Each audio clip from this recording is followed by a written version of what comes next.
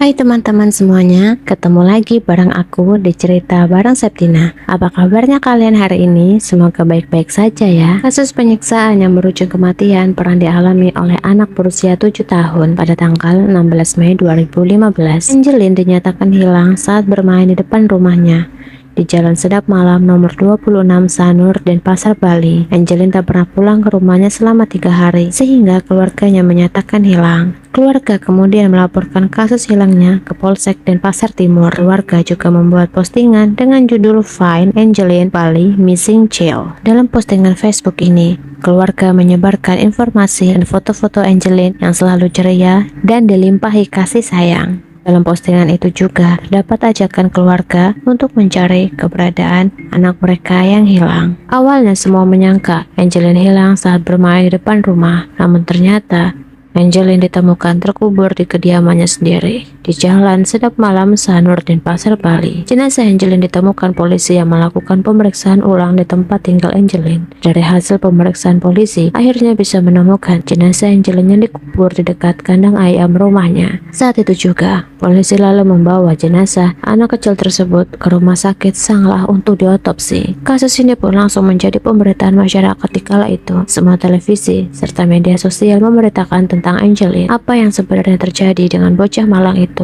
Penasaran? Mau tahu gimana ceritanya? Tanpa basa-basi lagi, yuk langsung kita bahas.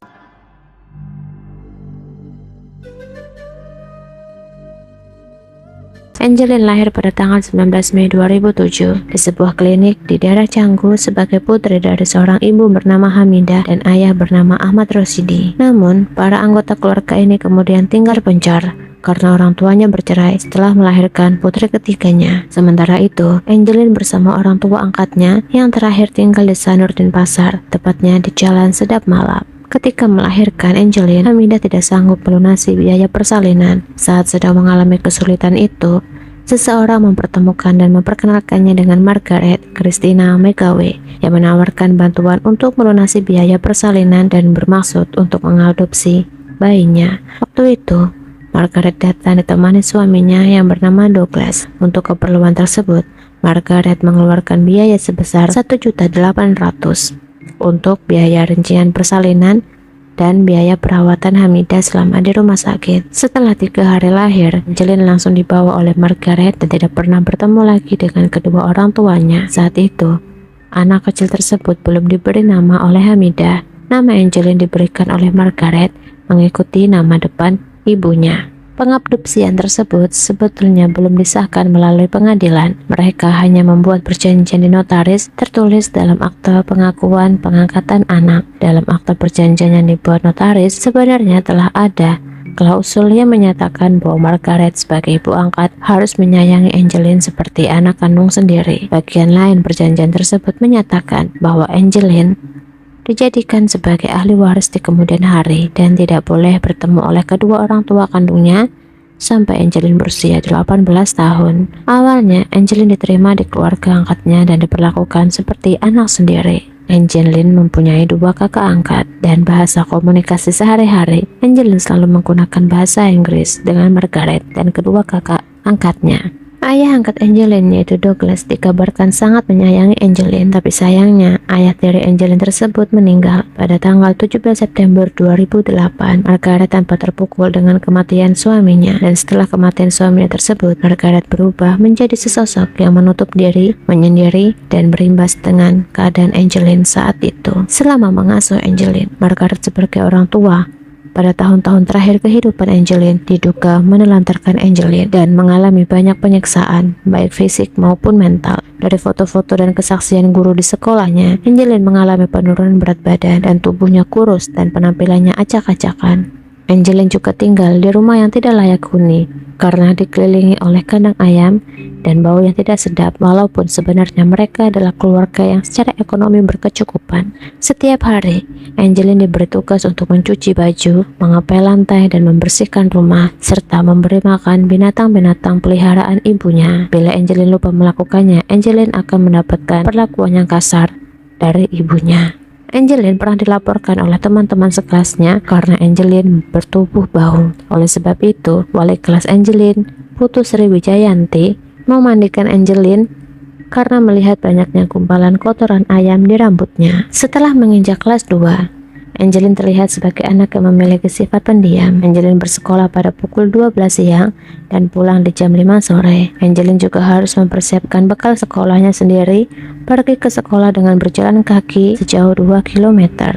Rutinitas pekerjaan yang tidak sewajarnya bagi seorang anak ini mengakibatkan Angelin tampak kelelahan, tidak sehat, dan terganggu perkembangannya. Mengetahui keadaan yang dialami Angelin, kepala sekolahnya sempat berniat untuk mengadopsi. Ia meminta kepada wali kelas Angelin untuk menyampaikan niatnya kepada Margaret. Namun Margaret melarangnya dengan alasan Angelin mempunyai tanggung jawab berupa berbagai tugas dan kewajiban yang harus dilakukannya di rumah. Dan di tanggal 16 Mei 2015, sekitar pukul 17.00 atau jam 5 sore, kakak Angelin melaporkan ke polisi telah hilangnya adik mereka yang sudah 3 hari tidak kunjung pulang ke rumah. Awalnya Angelin bermain di halaman rumahnya. Setelah itu Angelin menghilang dan tidak pernah pulang. Keesokan harinya, berbagai media massa turut memberitakan kehilangan bocah tersebut. Tim mencari anak dari kepolisian lantas mencarinya dari Denpasar sampai Banyuwangi, tempat lahir orang tua kandungnya. Berbagai upaya dilakukan oleh polisi seperti mengamati CCTV, menganalisa telepon seluler orang tua kandung dan angkatnya, serta menggunakan anjing pelacak. Namun anjing tersebut tidak pernah menemukan jejak Angelin dan hanya berputar-putar di sekitar rumahnya saja. Kasus hilangnya Angelin telah menarik perhatian Komisi Nasional Perlindungan Anak. Mereka berkunjung dan menemui Margaret di rumahnya. Di saat itu, Margaret memperkenalkan mereka untuk melihat kamar dan rumah Angelin. Dari hasil kunjungan tersebut, KPAI berkesimpulan bahwa selama ini Angelin tinggal di rumah dengan kondisi yang sangat buruk dan tidak layak huni. Bahkan, pihak KPAI menyatakan akan mengambil alih sementara hak asuh Margaret atas Angelin. Namun, Margaret tidak terima, mengancam akan menghabisi siapapun yang mengambil Angelin dari dirinya. Pencarian Angelin berhenti setelah ia ditemukan dalam keadaan yang sudah tewas terkubur di halaman belakang rumahnya pada hari Rabu di tanggal 10 Juni 2015. Awalnya polisi curiga dengan gundukan tanah di belakang rumah Margaret, yang lokasi gundukan tersebut dekat dengan kandang ayam yang dipenuhi oleh kotoran ayam. Dan setelah dibongkar, ternyata di dalam gundukan tersebut terdapat jasad anak kecil dalam kondisi membusuk di bawah pohon pisang yang sudah ditutupi sampah dan terkubur bersama bonekanya. Setelah ditemukan, jasad anak kecil tersebut lalu dilakukan otopsi di Rumah Sakit Sanglah. Dari hasil tersebut, ternyata jasad anak kecil tersebut adalah Angelin yang telah hilang. Di tubuh Angelin ditemukan luka-luka kekerasan berupa memar pada wajah, leher, serta anggota gerak atas dan bawah. Punggung kanan ada luka sundutan dan juga ditemukan luka lilitan tali plastik sebanyak 4 lilitan. Sebab kematian Angelin dipastikan karena kekerasan pada benda tumpul di wajah dan kepala yang mengakibatkan pendarahan pada otak. Jasad Angelin kemudian dimakamkan di Dusun Wadung, Desa Tulungrejo, Kabupaten Banyuwangi, merupakan kampung halaman dari ibu kandungnya. Lalu, siapakah pelaku yang tega menghabisi nyawa Angelin?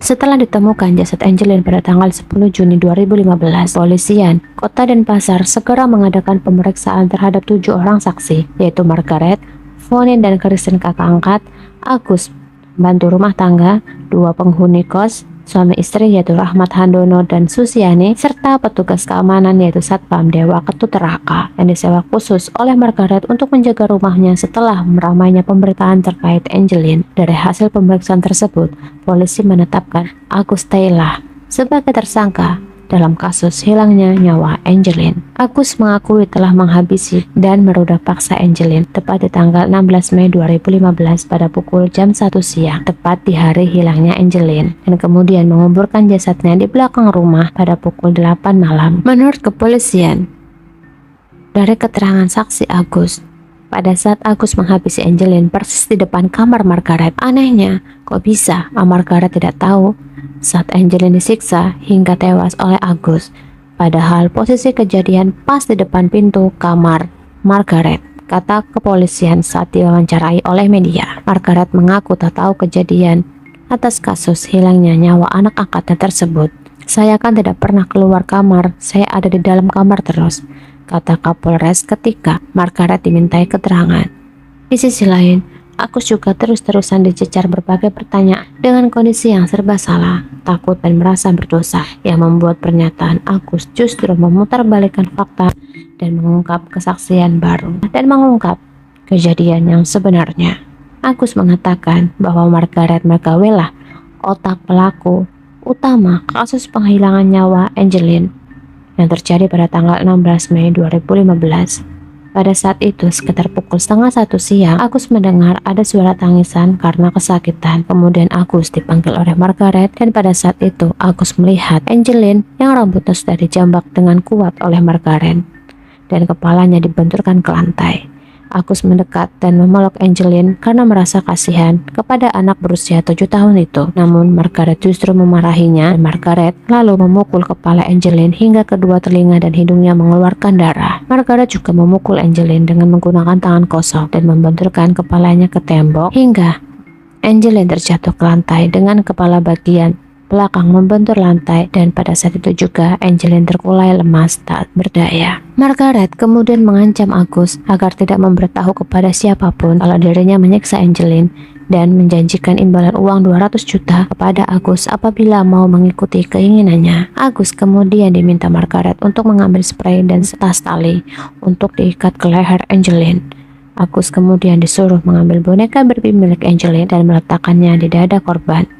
Bahkan Margaret juga menyuruh Agus untuk meroda paksa Angeline, namun Agus menolak dan pergi melarikan diri. Dari kesaksian inilah, status saksi Margaret berubah menjadi tersangka utama pada tanggal 14 Juni 2015. Kepolisian daerah Bali menetapkan ibu angkat Angeline yaitu Margaret McGawe sebagai tersangka dalam kasus dugaan pelantaran anak dan menetapkan di tahanan Mapolda Bali. Meskipun awalnya sangat sulit untuk memintai keterangan dari Margaret karena beberapa kali Margaret berusaha mengancam dan melarang siapapun untuk memasuki kediamannya. Namun dengan segala upaya, akhirnya Margaret bisa dibawa ke Mapolda Bali untuk diperiksa lebih lanjut. Setelah menjalani pemeriksaan, akhirnya pada tanggal 28 Juni 2015, Margaret ditetapkan sebagai tersangka dengan kasus pembunuhan berdasarkan 3 alat bukti, yaitu pengakuan Agus, bukti-bukti kedokteran forensik, dan hasil olah TKP. Margaret diduga sebagai otak pembunuhan utama dan Agus hanya membantu menguburkan jasad Angeline. Pada saat itu, semua masyarakat geram, marah atas aksi yang dilakukan oleh Margaret. Berbulan-bulan mereka mengikuti kasus hilangnya hingga kematian Angeline. Mereka tidak menduga ternyata otak dibalik hilangnya nyawa bocah kecil tersebut adalah justru ibu angkatnya sendiri. Masyarakat menuntut agar Margaret dihukum seberat-beratnya karena telah menyiksa anak kecil yang tidak berdosa tersebut. Sidang perdana kasus pembunuhan Angeline pun akhirnya digelar pada tanggal 22 Oktober 2015. Dari kesaksian Agus dan juga Margaret, akhirnya hakim pun menyimpulkan bahwa Agus T. divonis 12 tahun penjara dengan denda 1 miliar rupiah. Pada Selasa, 2 Februari 2016, Agus tidak didakwa sebagai kasus pembunuhan Angeline, namun Agus ditetapkan karena telah melakukan, membiarkan, dan menyebabkan meninggalnya Angeline. Di sisi lain, Margaret dituntut dengan penjara seumur hidup akibat perbuatannya yang telah dengan sengaja dan sadar menghilangkan serta menyiksa seseorang yang tidak bersalah. Semoga kasus seperti ini tidak terjadi lagi di negeri ini. Anak-anak bukanlah tempat bagi orang tua untuk melampiaskan nafsu amarahnya. Tenang di sana ya Angeline.